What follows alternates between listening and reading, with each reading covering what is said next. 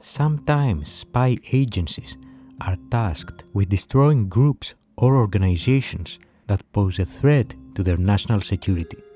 This goes beyond the intelligence mission, and this is why in most countries it's regulated under other authorities like Covert Action in the United States, Active Measures in Russia, or Intelligence Special Operations in the United Kingdom. Let's have a glimpse on the Disruptive Action. Welcome to Tradecraft Sunday.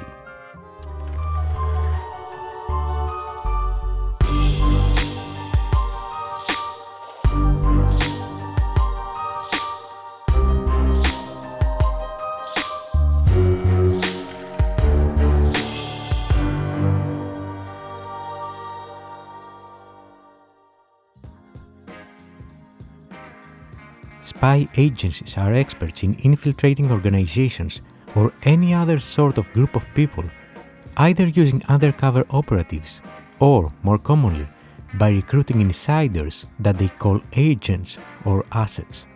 Although having an asset is the primary mission of any spy agency in order to collect information and be able to produce intelligence about all potential threats, in some cases the goal is different. The goal is to disrupt this organization. In other words, make it disappear or cause significant operational issues. The important part here is that this has to be done while maintaining deniability, thus without any direct or indirect links to the spy agency's activities. Here's what Baroness Park of Monmouth, who was a covert intelligence officer for MI6 from 1943 and until 1993, operating under the cover of Secretary of the Foreign Office in Austria, Russia, Congo, Zambia, and Hanoi, said about such cases. Once you get really good inside intelligence about any group, you are able to learn what the levers of power are and what each man fears from another, and what each man is capable, will credit another man with being capable of doing. It's all a matter of inside knowledge. What she described was what most people know as divide and conquer strategy. She continued, saying that you set people very discreetly against one another. Right. They destroy each other. Right, they do. You don't destroy them. What a pity that so-and-so is so indiscreet. Not much more. Of course, there are much more sophisticated operations than that, but that's roughly the sort of thing. What kind of sophisticated operations? That I couldn't possibly tell you. But how does this practically work? The spy agencies are creating psychological profiles of all key members of the target organization and put a significant effort in attempting to find any compromising material. For example, that a member is taking advantage of the organization for personal profit, or someone else might be trying to rise to the chain of command through some secret agreements with others.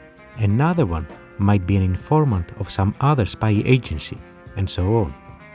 Even if none of those are happening, there are still possibilities. From forging a fake but highly realistic case for any of the above, or more commonly, targeting any divisive topics among the group. As an example, let's assume that a group is very tight and focused on their mission, but at the same time, there is a rule to never talk about a specific topic. If the spy agency's assets can trick people to start talking more and more about this will inevitably cause division, and depending on the intensity, even complete disruption of the group, thus changing their focus from the mission to the divisive subject. A much more complex approach is that described by Colin Wallace, former British Army intelligence officer, psychological warfare specialist. Of course, the whole idea is to try and create as much confusion as possible so that people are not quite sure what to believe. As we learned from Edward Snowden's leaks, this exact tactic was also adapted for online groups and organizations under GCHQ's online Covert Action program, operated by the agency's HSOC, the Human Science Operations Cell. We have published a full video going through the entire leaked slide deck, but for this episode, it can be all summarized by this slide. The intelligence officers need to identify the things that push a group together, the things that pull a group apart, and then exploit the weaknesses of people, such as a need for personal power, pre-existing cleavages, competition, ideological differences, and so on, to create so much tension that the group is no longer functional. And yes, it doesn't matter that much whether you are talking about a virtual or physical group. Actually, in the virtual world, it's typically easier to do it. Apparently, the challenge is how to do that without getting noticed. A method for that is influencing people with subtle information to cause division. Another is bringing in an outsider, exploiting someone's addiction, public leaks or media attention that do not point to a specific individual as the fabricator, and so on. You might be wondering, but how can the media or public leaks talk about something so specific? Something that can cause a group of people to have internal conflicts without realizing it was intentionally done for that exact purpose. Here is a nice example shared by former Soviet KGB major Stanislav Levchenko, who defected to the US in 1979. Levchenko was a covert operative in Japan, operating under the cover of being a journalist working for the Russian magazine New Times.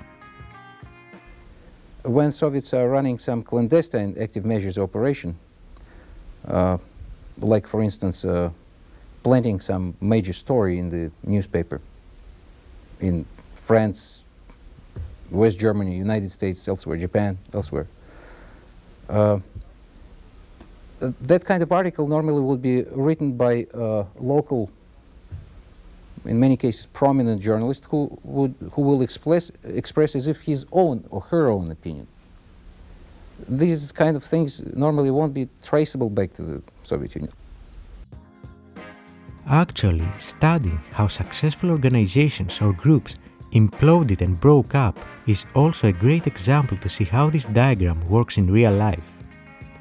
From music bands to political parties, and from private clubs to terrorist groups, you can use those as use cases to study what caused an original mission-focused group to dissolve. Then assess whether or not something like that could be artificially implemented. This might not sound as appealing as what movies portray spies to be, but that's one quite advanced domain of the spy world that is not so widely known. Also, don't limit yourself to that group being of a specific size. It could be from as small as a handful of people, all the way to entire populations. As we've seen in this episode, while covert influence operations aren't the only method to implement a disruptive action, they are quite common. And combined with our last comment, it's something that every single citizen needs to be vigilant of. We'll close off this episode with a quote from former CIA clandestine service staff operations officer Andrew Bustamante that touches on that in a very simple and pragmatic manner. Nevertheless, influence operations are much broader than the subject of this episode, which is limited to disruptive action. 2016, the election where Trump became president. It became mainstream news that the Russians were suspected to be interfering with the election. And the world went crazy, right? The American people went bananas. FBI, Secret Service, Facebook had to change their algorithms. Twitter was on the chopping block for contributing to Russian covert influence operations, right? You remember? Oh, yes. Why the hell do we think 2016 was the first time that happened? Why would we think that? Because we caught them in 2016? I mean, if we caught them in 2016, how many elections did they influence successfully before that where we never caught them? And that's just one country. What about China? What about France? What about Israel? What about Germany? What about Brazil? What about India? There's as many countries out there. There's 64, I think, countries right now. Every one of them has something to gain by influencing the outcome of the American election. Why would we think that nothing ever happened prior to 2016? Why would we think that the presidents we've elected, even in just yours and mine timeline, why do we think Bush was chosen by the American people? Why do we think Obama was chosen by the American people? Why do we think these people came to power of their own independent, uninfluenced, no foreign activity, hard work? It's probability-wise, it's extremely improbable. Like it's improbable that these people came to power and there wasn't also some country engaging in covert influence that was contributing to the outcome of the election. Jesus. That's how deep it goes. It's silly for us to think that just because we see it, that means that it started then. It's like seeing a roach in your apartment, right? If you see a roach in your apartment, that's not the only roach. The walls are disgusting with roaches, right? We saw it in 2016. That means it's been there for a long, long time.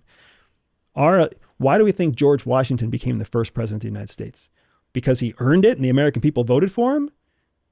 France was the reason we won the American Revolution. You don't think that had something to do with, you don't think France had a say in who became the leader of the new United States?